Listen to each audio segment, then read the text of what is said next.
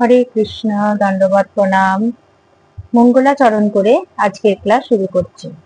ওম অজ্ঞানতিমিরান্ধস্য জ্ঞানাঞ্জন শলাকায়া চক্ষুরুন্মিলিতং যেন তস্मै শ্রী গুরবে নমঃ। শ্রী চৈতন্য মনোভীষ্টং স্থাপিতং যেন ভূতলে স্বয়ং রূপং কদা মह्यं দদাতি স্বপদান্তিকम्। নমো বিষ্ণুপাদায় কৃষ্ণপৃষ্ঠায় ভূতলে শ্রীমতে ভক্তিবেদান্ত স্বামিনীতি নামিনে। নমস্তে সরস্বতী দেবে গৌরবাণী প্রচারিণী নির্বিশেষ শূন্যবাদী পাশ্চাত্য দেশতারিণী। কৃষ্ণ চৈতন্য প্রভু নিত্যানন্দ শ্রী অদ্বৈত গদাধর শ্রীবাসাদি গৌর ভক্তবৃন্দ। হরে কৃষ্ণ কৃষ্ণ কৃষ্ণ হরে হরে, হরে রাম রাম রাম হরে হরে। मूकं करोति वाचालं पङ्गुं लङ्घयते गिरिं यत्कृपातमहं वन्दे श्रीगुरुं दीनतारिणं। परमानन्दमाधवं श्रीचैतन्य ईश्वरं। हरि ओम तत्सत्। হরে কৃষ্ণ। আমার পরম আরাধ্য গুরু মহারাজের শ্রী চরণ কমলে আমার প্রণতি নিবেদন করি। জগৎগুরু শ্রীল প্রভুপাদের চরণ কমলে আমার প্রণতি নিবেদন করি এবং সকল বৈষ্ণব আচার্যগণ এবং সমবেত ভক্তবৃন্দের চরণে আমার প্রণাম নিবেদন করি। হরে কৃষ্ণ। আমরা শ্রীমদ্ ভগবদ গীতা যথাযথ প্রথম অধ্যায় বিষাদ পাঠ করছিলাম। আগের ক্লাসে আমরা বিষাদ প্রথম অধ্যায় 14 নম্বর শ্লোক পর্যন্ত পাঠ করেছি। সেখানে আমরা দেখেছি যে ধর্মক্ষেত্র কুরুক্ষেত্রে যুদ্ধ করার আগে, যুদ্ধ শুরু হওয়ার আগে পাণ্ডবদের পক্ষে শ্রীকৃষ্ণ এবং অর্জুন এনারা দিব্য শঙ্খধ্বনি বাজালেন। আজকে আমরা 15 নম্বর শ্লোক পড়ব। সেখানে আমরা জানব যে কার শঙ্খের কি নাম, কে যারা যে শঙ্খ বাজাচ্ছেন সেই শঙ্খের নাম কি, আজ আমরা এই ক্লাসে জানতে পারবো। পঞ্চজন্যং ঋষিকেশো দেবো দত্তং ধনঞ্জয় পৌন্ড্রং দধ্মৌ মহাশঙ্খং ভীমো কর্মাবৃকোদরঃ। অনুবাদ: তখন শ্রীকৃষ্ণ পাঞ্চজন্য নামক তার শঙ্খ বাজালেন, অর্জুন বাজালেন তার দেবদত্ত নামক শঙ্খ এবং বিপুল ভোজন প্রিয় ও ভীমকর্মা ভীমসেন বাজালেন পৌন্ড্র নামক তার ভয়ঙ্কর শঙ্খ।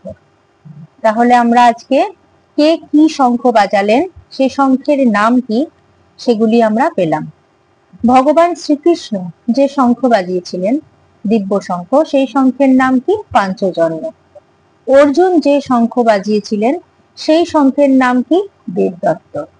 এবং ভীমসেন অর্থাৎ ভীম যে শঙ্খ বাজিয়েছিলেন সেই শঙ্খের নাম হচ্ছে পৌন্ড্র। তাহলে আমরা শঙ্খের নামগুলি পেলাম। আর কি পাচ্ছি এই শ্লোকের মাধ্যমে?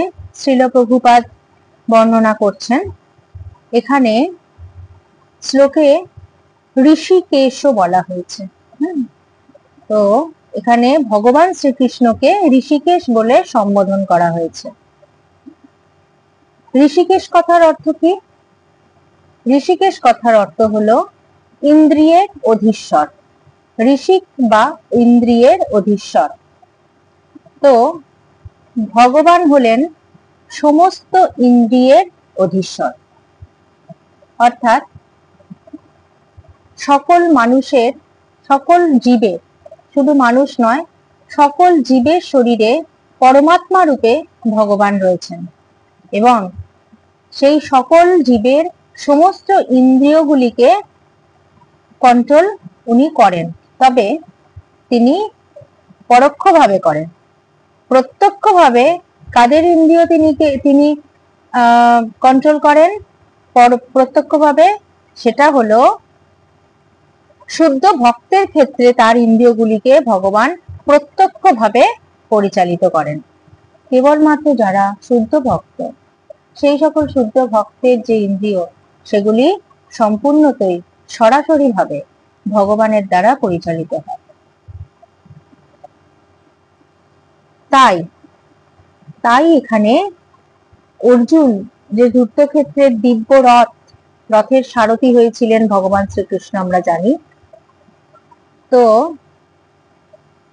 এখানে যুদ্ধক্ষেত্রে অর্জুনের যে দিব্য ইন্দ্রিয়, সেই ইন্দ্রিয়গুলিকেও কিন্তু ভগবান পরিচালিত করছিলেন, তাই তাকে এখানে ঋষিকেশ বলা হয়েছে।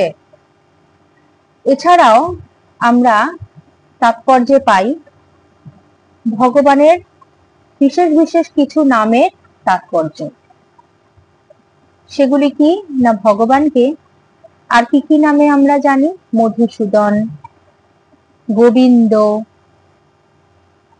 বাসুদেব, দেবকী নন্দন, যশোদানন্দন, পার্থ সারথী ইত্যাদি নামেও আমরা ভগবানকে জানি।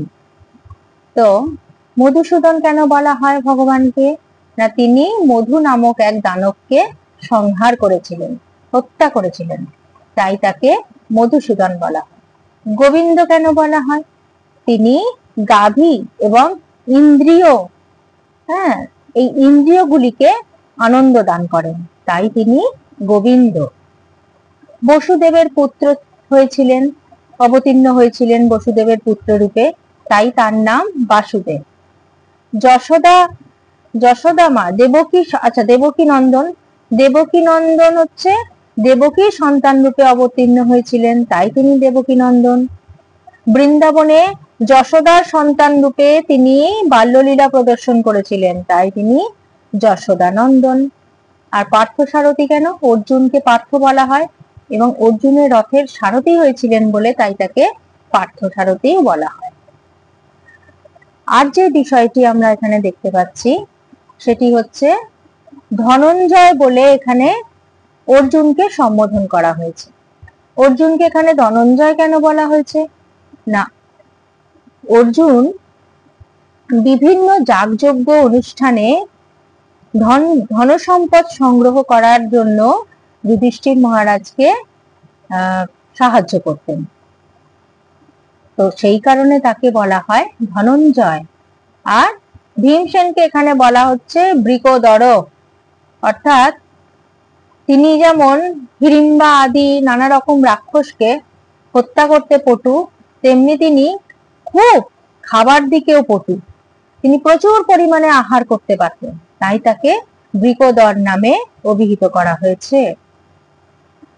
তো আমরা এখানে এই শ্লোকের মাধ্যমে দেখলাম ভগবানের দিব্য নাম এবং তার সেই নামের তাৎপর্য। আর কি দেখলাম না, কারা কি নামে শঙ্খ বাজিয়েছেন। আর কি দেখলাম না,